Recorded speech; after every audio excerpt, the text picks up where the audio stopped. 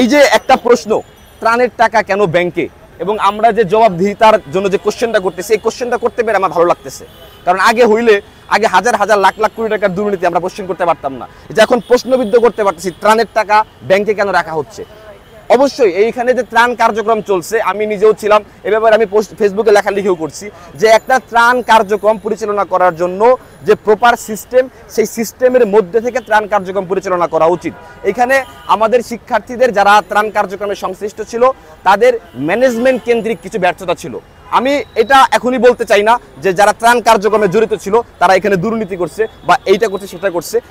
আমি বলতে চাই এটাই যে আমাদের শিক্ষার্থীদের যে কোনো কাজ করার সময় আমাদের প্রপার ম্যানেজমেন্ট সিস্টেম প্র্যাকটিস করাটা হচ্ছে শিক্ষার্থীদের দায়িত্ব, এবং প্রপার ম্যানেজমেন্ট সিস্টেম প্র্যাকটিস করে আমরা শিক্ষার্থীরা যদি সফল হইতে পারি, এটাই একটা এক্সাম্পল।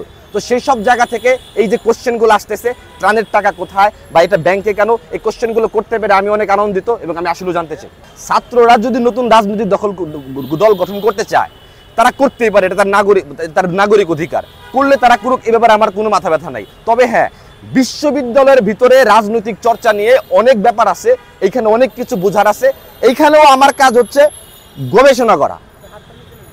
এই যে রাজনৈতিক দল গঠন হবে কি হবে না, এটা কি হবে, ওইটা হবে, সেটা হবে, আমরা এত কথা বলতেছি, আরে প্রপার একটা রাজনৈতিক দলের সংস্কার কেমন হইতে পারে এটা নিয়ে গবেষণা কই, শিক্ষার্থীদের এটা নিয়ে গবেষণা কই, ঢাকা বিশ্ববিদ্যালয়ের অভ্যন্তরে কেমন রাজনীতি চর্চা হওয়া উচিত, এটা বন্ধ হইলে টোটালি ব্যান্ড।